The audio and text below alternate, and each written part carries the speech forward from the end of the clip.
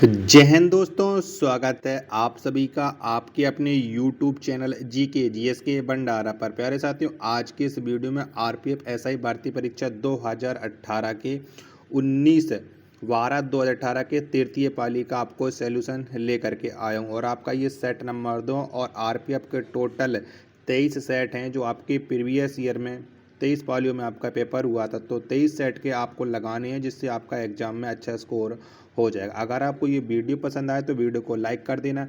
Channel को अभी तक आप लोगों ने सब्सक्राइब नहीं कर रखा होगा तो चैनल को आप लोग जरूर सब्सक्राइब कर लीजिएगा। तो फिर चलिए शुरू करते हैं आज का अपना ये जीके जीएस के अति 50 महत्वपूर्ण प्रश्नों का ये सेट नंबर 2 जो आपके आरपीएफ एसआई के प्रीवियस ईयर परीक्षा में पूछे गए हैं। तो पहला प्रश्न है आपके सामने, खड़ी और चट्टानी दीवारों से घिरी गहरी घाटी डॉट डॉट कहलाती है। तो ये क्या कहलाती है? तो ये तंग नदी घाटी कहलाती है। एक का ऑप्शन संख्या 4 इसका राइट आंसर है हो जाएगा। दूसरा प्रश्न है कि फॉर्मिक अम्ल का आयनीकारक नियतांक कितना है? तो कितना होता है? तो फॉर्मिक अम्ल का जो आयनीकारक नियतांक होता है ये आपका होता है 1.8 × 10⁻⁻⁴। 2 का ऑप्शन क्या 3 इसका राइट आंसर है हो जाएगा। तीसरा प्रश्न है आपके सामने, क्या राज्यसभा भंग की जा सकती है? तो बताओ क्या राज्यसभा भंग की जा सकती है? तो राज्यसभा को कभी भी भंग नहीं किया जा सकता है। 3 का ऑप्शन संख्या 1 है राइट आंसर है हो जाएगा। चौथा प्रश्न है आपके सामने कि भारत के राष्ट्रपति को पद की शपथ कौन दिलाता है? तो बताओ कौन दिलाता है? तो भारत के राष्ट्रपति को पद की जो शपथ है वो भारत के मुख्य न्यायाधीश दिलाते हैं। 4 का ऑप्शन संख्या 3 इसका राइट आंसर है हो जाएगा। पांचवा प्रश्न है आपके सामने कि हैट्रिक शब्द का प्रयोग किस खेल में होता है? बताओ कौन से खेल में हैट्रिक शब्द का प्रयोग करते हैं? तो ये क्रिकेट में किया जाता है। 5 का ऑप्शन संख्या 1 है वो राइट आंसर है हो जाएगा। चलिएगा अगला प्रश्न प्रश्न संख्या 6 है आपके सामने कि मेलोनिक अम्ल का आयुपेशीय नाम क्या है? तो बताओ क्या हो जाएगा? तो मेलोनिक अम्ल का जो आयुपेशीय नाम है वो आपका है प्रोपेनोडिक ओइक अम्ल, यानी छठवां का पहला ऑप्शन है वो राइट आंसर है हो जाएगा।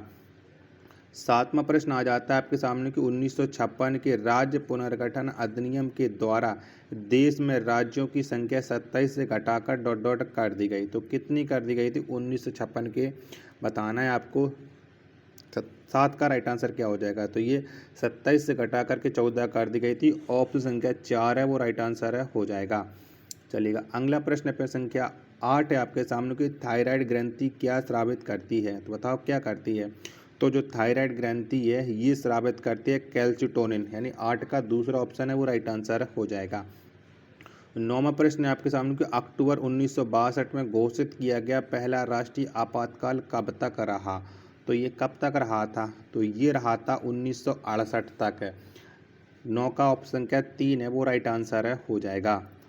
चलिएगा 10वां प्रश्न आ जाता है अब आपके सामने कलारी पट्टू है। तो बताओ क्या है कलारी पट्टू, ये आपको बताना है। तो ये केरल की मार्शल आर्ट और युद्ध कला है कलारी पट्टू। 10 का ऑप्शन क्या 4 है वो राइट आंसर है हो जाएगा।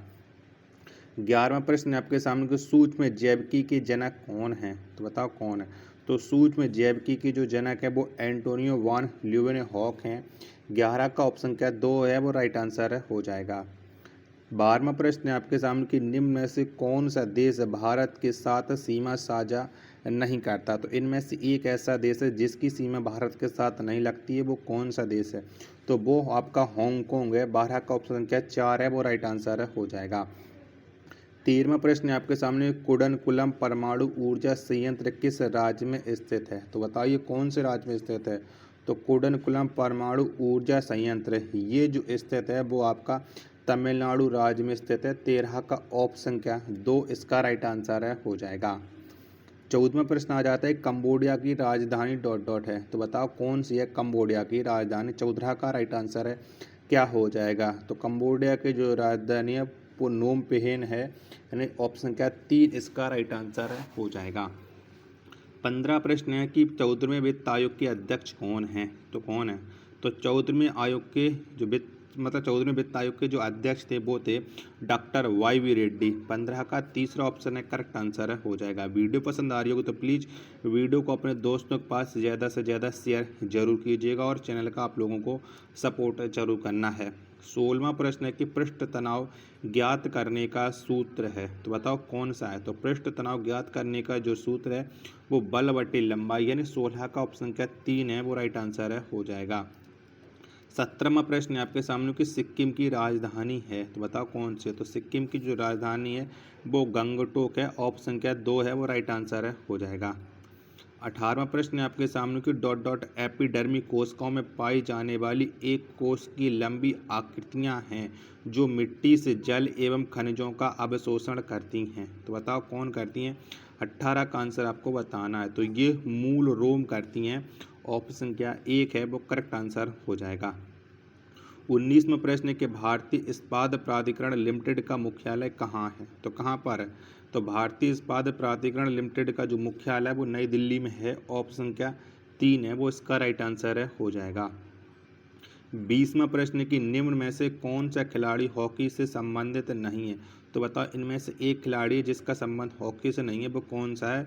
20 का राइट आंसर क्या हो जाएगा। तो ये रोरी मैकलोरी है, यानी 20 का ऑप्शन क्या 1 है, वो राइट आंसर है, हो जाएगा।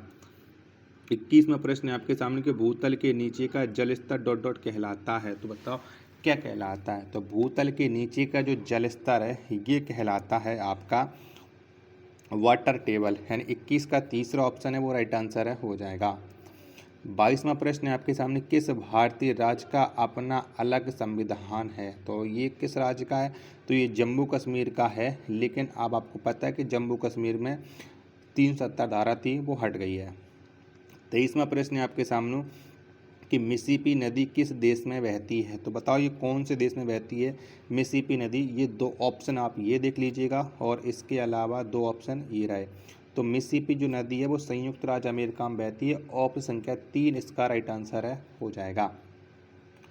24वां प्रश्न आ जाता है आपके सामने कि रावण द्वारा कैलाश पर्वत को हिलाते हुए चित्रित प्रतिमा कहाँ पाई गई है, तो ये कहाँ पर पाई गई है। तो ये चित्रित प्रतिमा है ये एलोरा की गुफाओं में पाई गई है, 24 का दूसरा ऑप्शन राइट आंसर है, हो जाएगा।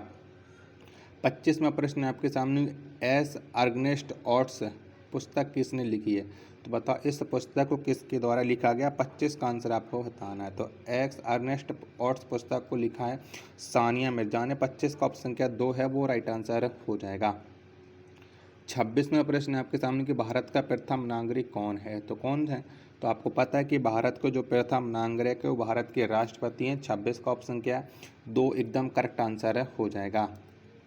27वां प्रश्न है आपके सामने कि 2018 में राजीव गांधी खेल रत्न पुरस्कार निम्न में से किन भारतीय खिलाड़ियों को प्राप्त हुआ है, तो किन किन को मिला है ये आपको बताना है।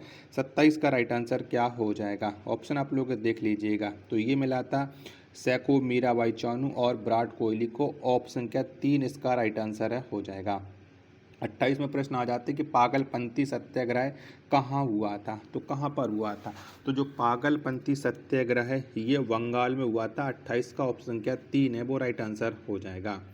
29वां प्रश्न है कि भारत का संविधान कब से लागू हुआ, बताओ कब से लागू हुआ है।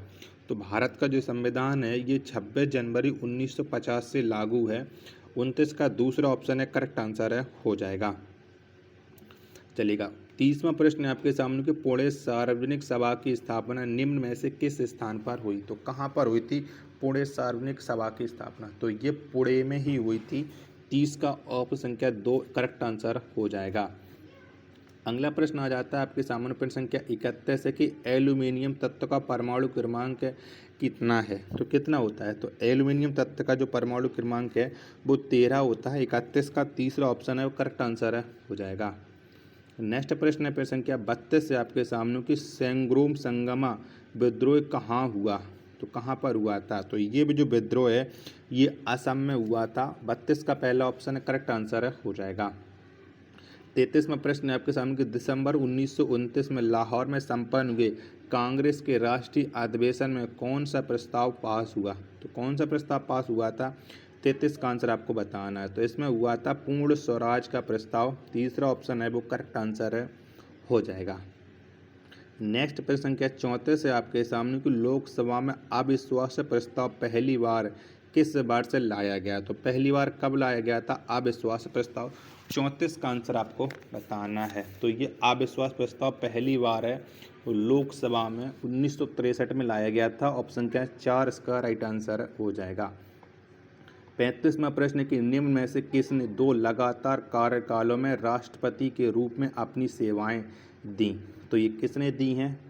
तो लगातार 2 बार डॉक्टर राजेंद्र प्रसाद ने दी हैं। 35 का ऑप्शन क्या 1 है वो करेक्ट आंसर है हो जाएगा। 36वां प्रश्न आपके सामने कि शब्द फ्री स्टाइल का उपयोग किस खेल में होता है?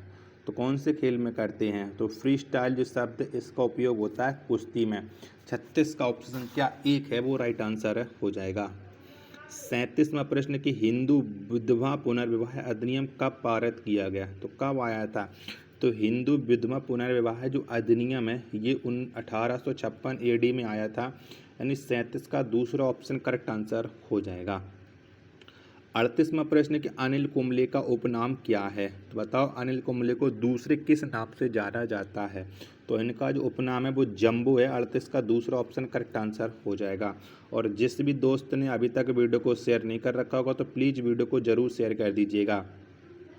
39वां प्रश्न आपके सामने कि जावा की खाई किस महासागर में स्थित है? तो कौन से महासागर में स्थित है? तो जावा की जो खाई है वो हिंद महासागर में स्थित है। 39 का ऑप्शन संख्या 4 करेक्ट आंसर हो जाएगा। 40वां प्रश्न के वस्तुओं के वैश्विक संकेत अधिनियम कब लागू हुआ? तो कब लागू हुआ था? तो वस्तुओं के वैश्विक संकेत जो अधिनियम है ये लागू हुआ था 1999 में। 40 का ऑप्शन क्या 3 है वो करेक्ट आंसर हो जाएगा। 41वां प्रश्न आपके सामने कि SLR का पूर्ण रूप है, यानी SLR का आपको फुल फॉर्म बताना है। 2 ऑप्शन ये रहे और बाकी के 2 ऑप्शन आपके ये रहे। तो SLR का जो फुल फॉर्म होता है वो होता है एस्ट्यूरी लिक्विडिटी रेशियो, यानी 41 का तीसरा ऑप्शन करेक्ट आंसर हो जाएगा। 42वां प्रश्न आपके सामने कि भारतीय संविधान ... प्रदान करता है। तो बताओ क्या प्रदान करता है? तो भारतीय संविधान एकल नागरिकता प्रदान करता है। 42 का दूसरा ऑप्शन करेक्ट आंसर हो जाएगा। 43वां प्रश्न आपके सामने कि हाथी गुम्फा शिलालेख किसके द्वारा उत्कीर्ण कराया गया था? तो बताओ किसके द्वारा कराया गया था? तो हाथी गुम्फा जो शिलालेख है इसको जो उत्कीर्ण किया था वो खारवेल ने किया था। 43 का तीसरा ऑप्शन करेक्ट आंसर हो जाएगा। चलिएगा 44वां प्रश्न है आपके सामने कि एसआई पद्धति में गुणज 10 की पावर -15 का उपसर्ग है। तो बताओ क्या है? तो इसका जो उपसर्ग है वो है आपका फेमटो। क्या है? फेमटो है। 44 का दूसरा ऑप्शन है करेक्ट आंसर है हो जाएगा। 45वां प्रश्न है कि ईरान की मुद्रा का नाम क्या है? तो बताओ कौन सी है ईरान की मुद्रा? तो ये है ईरानी रियाल। 45 का दूसरा ऑप्शन है करेक्ट आंसर है हो जाएगा। 46वां प्रश्न है आपके सामने कि सूर्य और शुक्र ग्रह के बीच की दूरी कितनी है? तो कितनी है? तो सूर्य और शुक्र ग्रह के जो बीच की दूरी है वो है 108.2 मिलियन किलोमीटर। 46 का पहला ऑप्शन है वो राइट आंसर हो जाएगा। 47वां प्रश्न है आपके सामने कि वृत्त संहिता पुस्तक किसके द्वारा लिखी गई? तो बताओ इस पुस्तक को किसने लिखा है?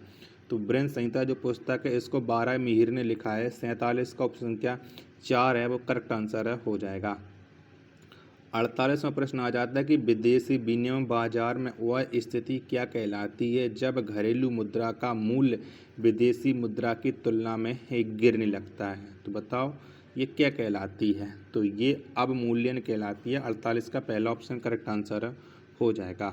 49वां प्रश्न है आपके सामने कि हुतोम व्यंचार नक्शा पुस्तक किसने लिखी? तो बताओ इस पुस्तक को किसने लिखा है? 49 का आंसर आपको बताना है। तो काली प्रसन्न सिंह ने इस पुस्तक को लिखा है। 49 का पहला ऑप्शन करेक्ट आंसर हो जाएगा।